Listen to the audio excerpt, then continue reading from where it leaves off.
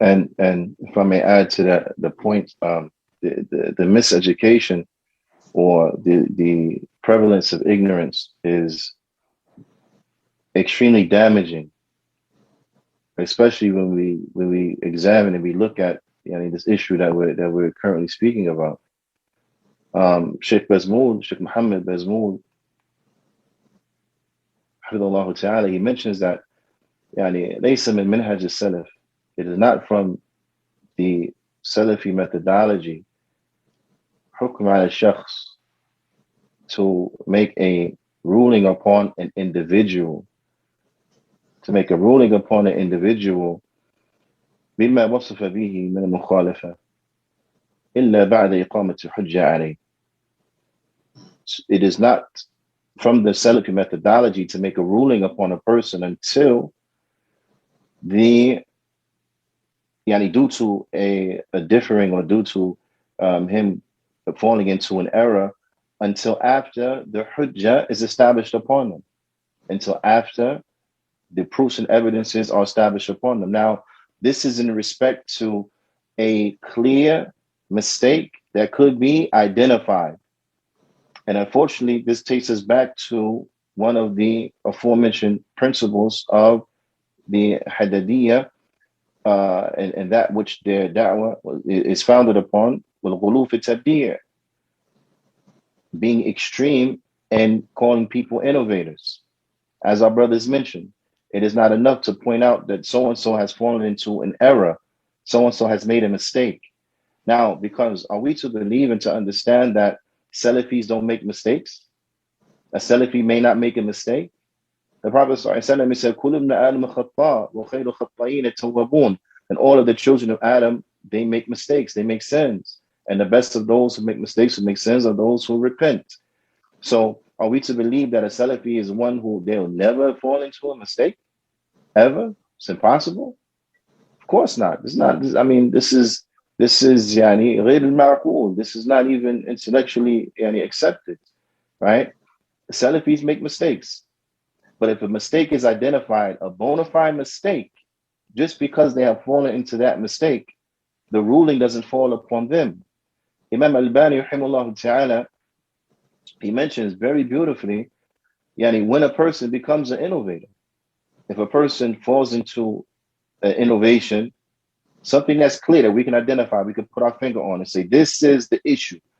Not like we see nowadays, so-and-so has issues. What are the issues? No, there are a lot. Yeah, but what are the issues? Oh, it's so much. Okay, well, then name a couple issues if it's so many. If it's a plethora of issues, then name me a couple. You see, and they can never name or produce or say anything that is thabit, that is clear, that we can put our finger on and say, this is it.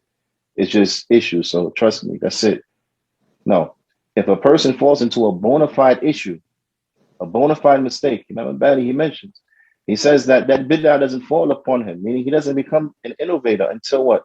Until after the hujjah is established and after the preventative factors are removed. Then, if they remain consistent upon that after that process has taken place, then they become an innovator. This is an affair that I want us to reflect on, because this is a principle that is not being applied, and this is why we find so many problems. Let us just reflect on this principle, because it's very important. If a person were to make a bona fide mistake, fall into a bona fide bid'ah, something that is clear undoubtedly for a bona fide bid'ah, is that enough for us to say, okay, they're mubtadi', that is a hizbi, or the other things that are said about individuals who are Salafi, this one ikhwani, this one this hizbi, subhanallah, right?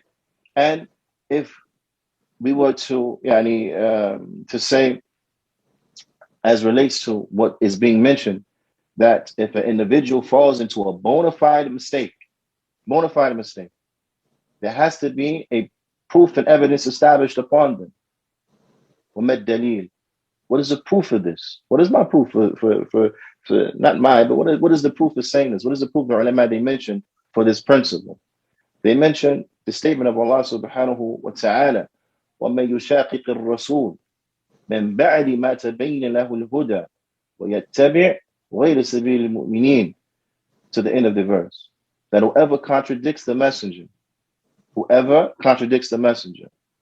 and Allah Ta'ala goes on to say, and this is the point of reference, in the verse, after clear guidance had been made known unto them, and follow a way other than the way of the believers, thereupon a way that is contrary to the way of the Prophet ﷺ, contrary to the way of the believers. وَمَنْ هُمُ الْمُؤْمِنُونَ فِي هَذِهِ الْآيَةِ, who are the believers mentioned in this ayah?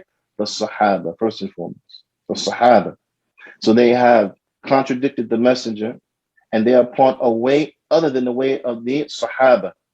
Allah Ta'ala, to the end of the verse. The point of reference is that the proofs and evidences have to be established. The proofs and evidences have to be established against that person. Shaykh al-Islam ibn Taymiyyah, he said the proof and evidence have to be established, and the person has to understand those proofs and evidences that were established against them. Now, so in establishing, in order to make a ruling upon an individual, there are three matters that have to be in place. The ulama they mentioned.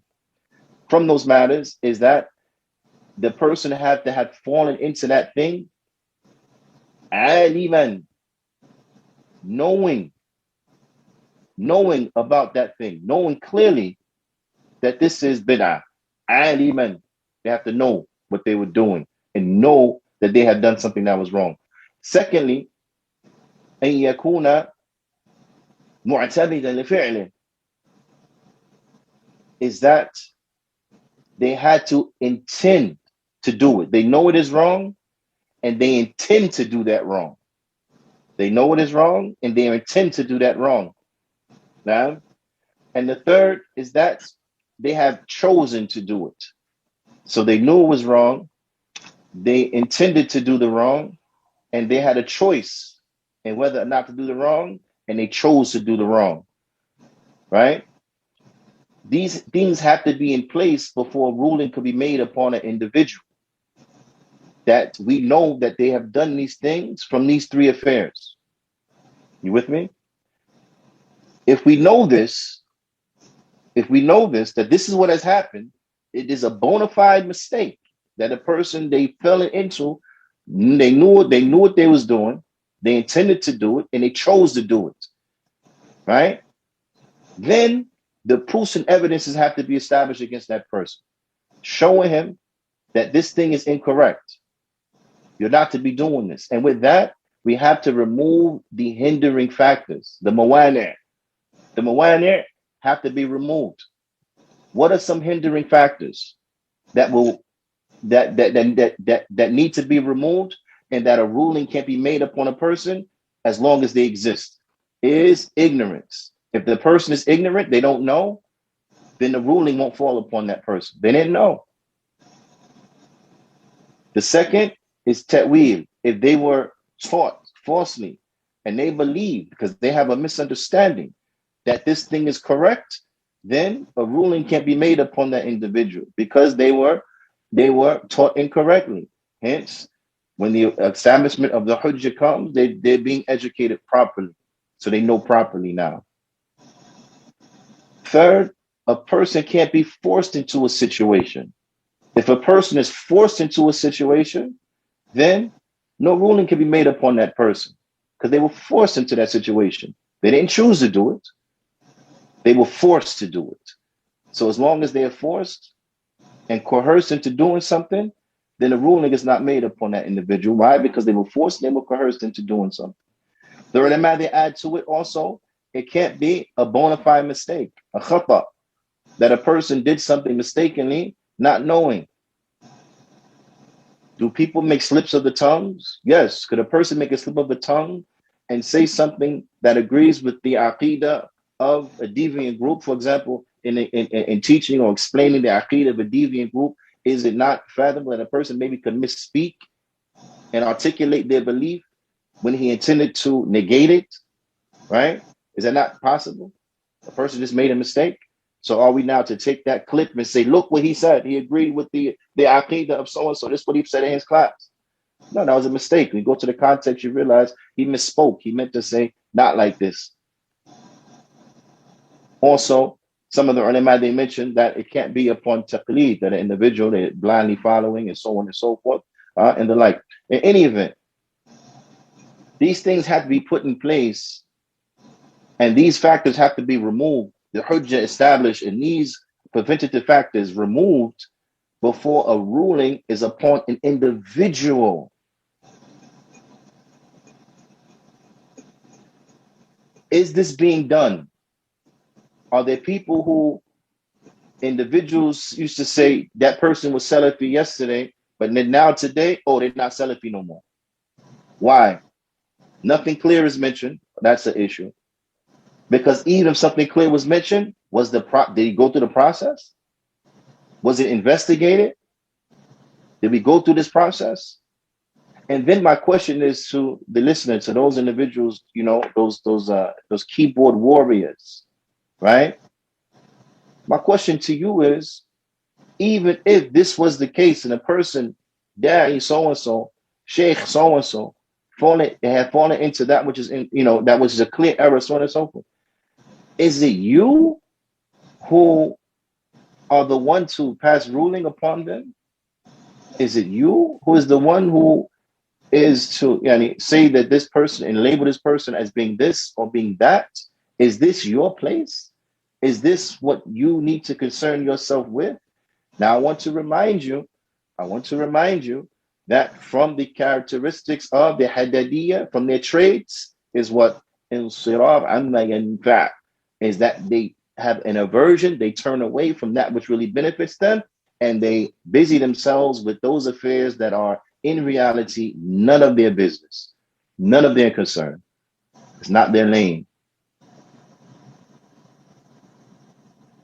When we see the likes of these traits rampant to the point that we don't have to search far nor wide to find examples of this, when there are many who are hearing my voice who have seen the likes of this, just go to the comment sections of certain places or go to the Twitter feeds on certain issues and just read what the people are saying. When you see this and these accusations and these rulings and these judgments being passed from Salafi upon Salafi and so on and so forth, this is from the reasons that there's disunity. How could there be unity in such an environment? How is that even possible? Ala kulli hal, when we look at the likes of these things in the application, are these things being applied? And with a bona fide mistake, are we the ones that's going to apply them? Sheikh so-and-so over there, I have to say he's Muqtadi.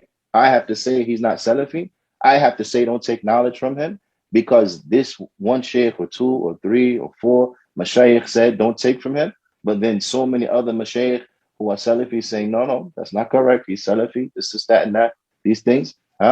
Again, are we of individuals who have understanding to know what is a true mistake and to how to evaluate that mistake and how the proper course of action in light of that mistake? Is that us? It's just food for thought. Ala kulli hal. That's all I want to mention about that for right now, inshallah.